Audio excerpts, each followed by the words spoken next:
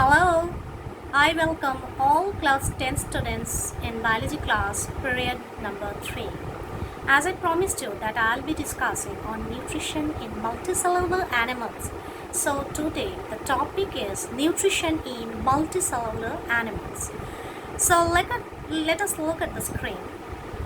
Nutrition in multicellular animals. As I told you, nutrition in multicellular animals mainly I'm going to discuss nutrition in humans. So nutrition in human also takes place in 5 steps, that is ingestion, digestion, absorption, assimilation and egestion. So next is ingestion. Ingestion means the first one. Ingestion, as you know, the ingestion means process of taking food. Okay, so in human beings, food is ingested through the mouth with the help of hands. So the second step is digestion. Digestion in human beings starts from mouth. So digestion of food starts from the mouth itself. Mouth opens into a chamber cavity which is known as the buccal cavity. So let us take a look at the buccal cavity.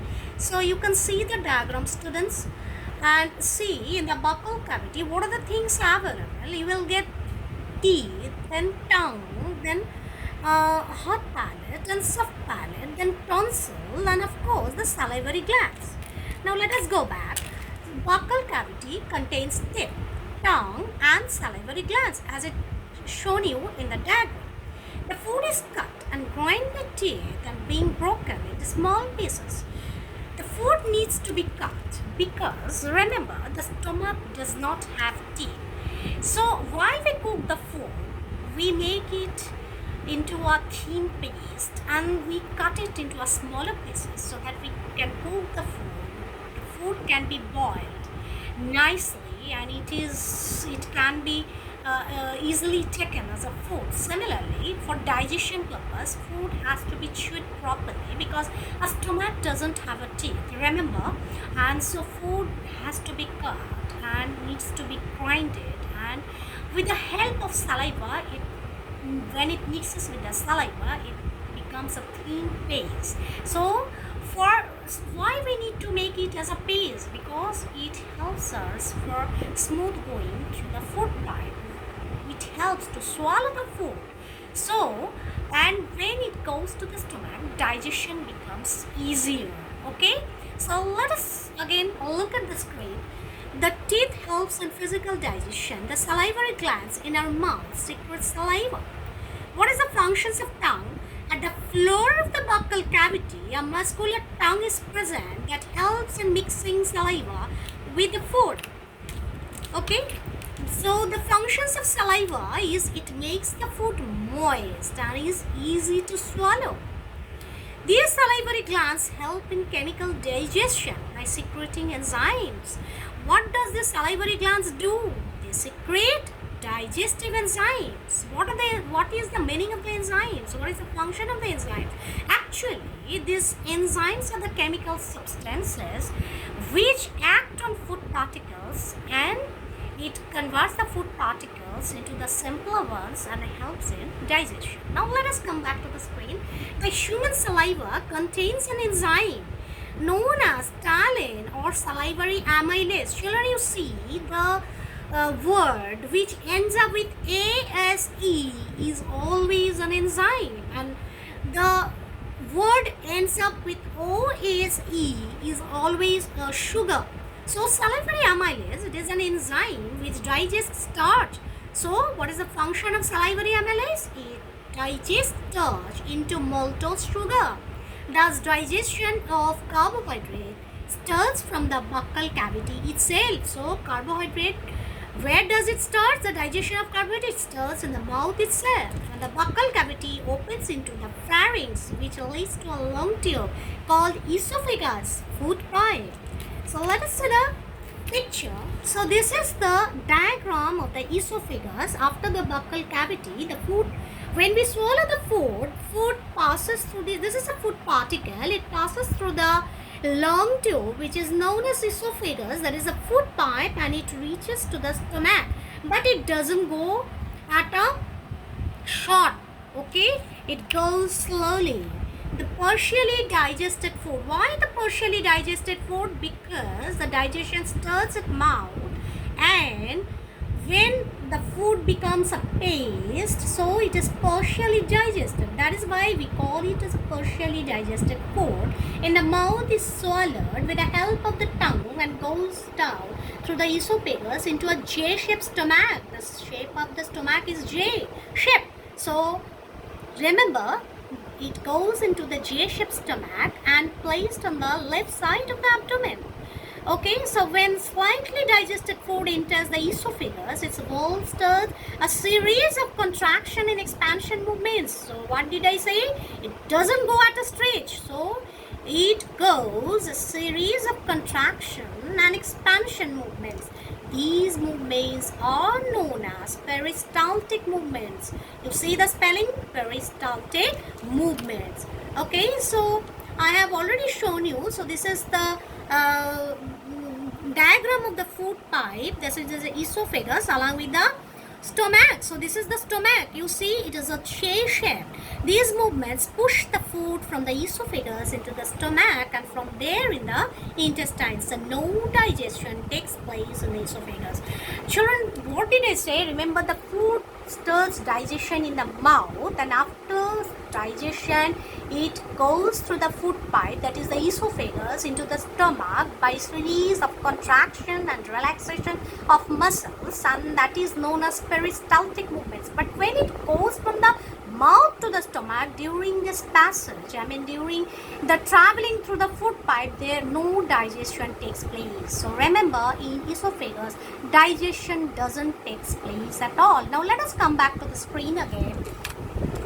Stomach. The stomach has branched and tubular glands present in its wall. The secretion of these glands are collectively called gastric juice. The gastric juice contains, now salivary glands has the buccal cavity has the salivary glands. Salivary glands secrete salivary amylase. Similarly, the stomach walls contains gastric glands, and these gastric glands secrete gastric juices. Now these gastric juices contains hydrochloric acid, pepsin, it is again an enzyme, and mucus. Now let us come back to the screen. This gastric juice contains hydrochloric acid, protein digesting enzymes called pepsin, and mucus. Now what is the functions of hydrochloric acid? Let us see. The functions, the hydrochloric acid creates an acidic medium which facilitates action of the enzymes pepsin. Now what happens? Some enzymes are there which needs acidic medium to work effectively. For that, hydrochloric acid facilitates those enzymes and provides the acidic medium so that these enzymes can work efficiently.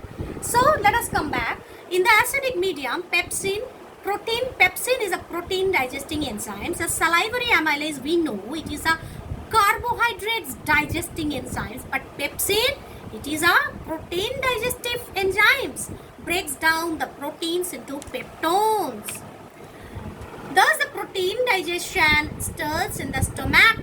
Okay, carbohydrate digestion starts in the mouth. Similarly, protein digestion starts in the stomach. Another function of hydrochloric acid is that it kills many kinds of bacteria in the food that reach the stomach. So how does bacteria reach the stomach? Along with the food, with many bacteria. So how it is going to get killed? It is that hydrochloric acid. It kills the bacteria that we consume along with the food. So when it reaches to the stomach, this hydrochloric acid, it kills the bacteria.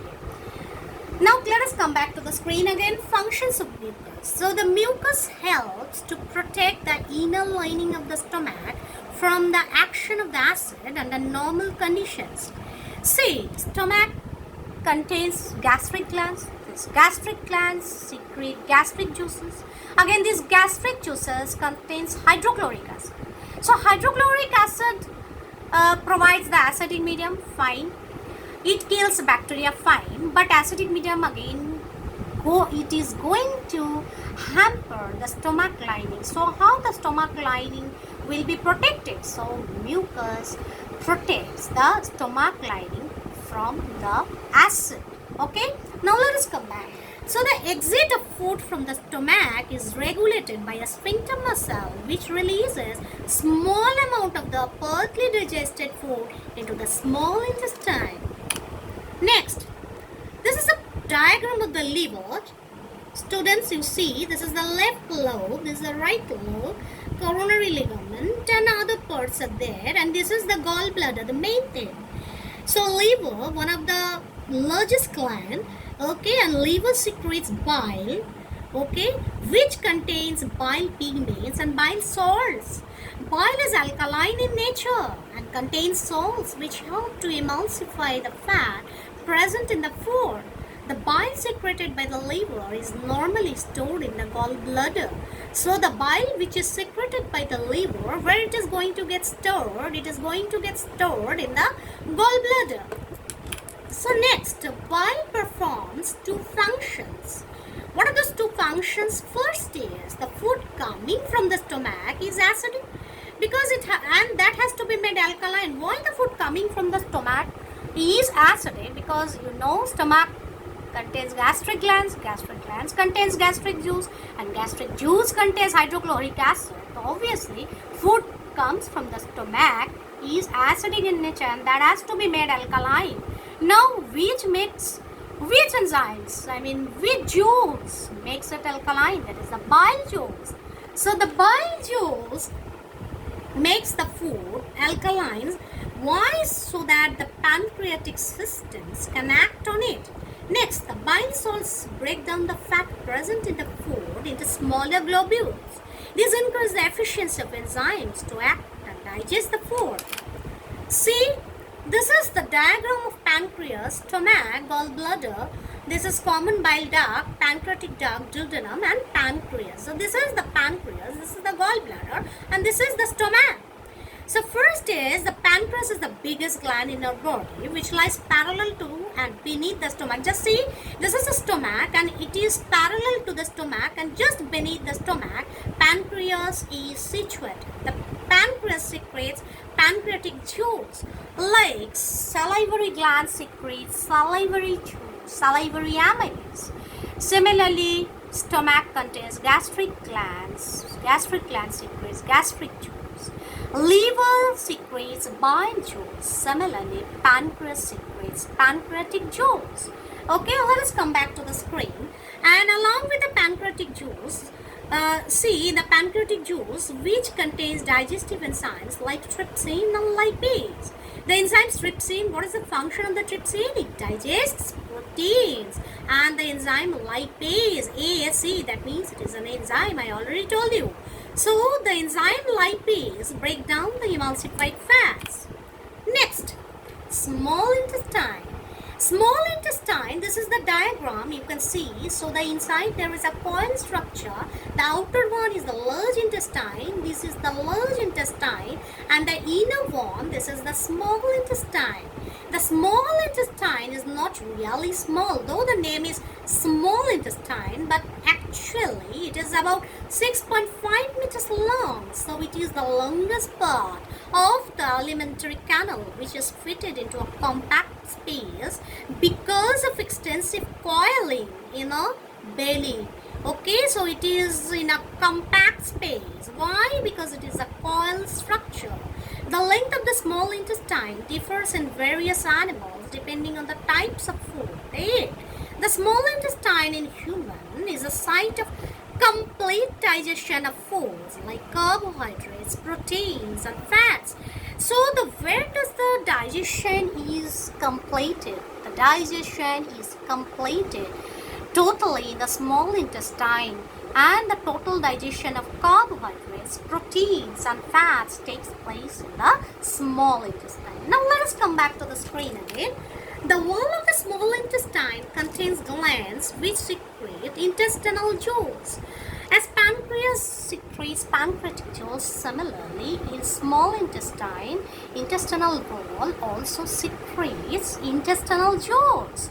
Now let us come back. The intestinal juice contains a number of enzymes. These enzymes complete the digestion of the food converting proteins to amino acids, complex carbohydrates to glucose, and fats into fatty acids and glycerol. So when the digestion takes place, there is a conversion.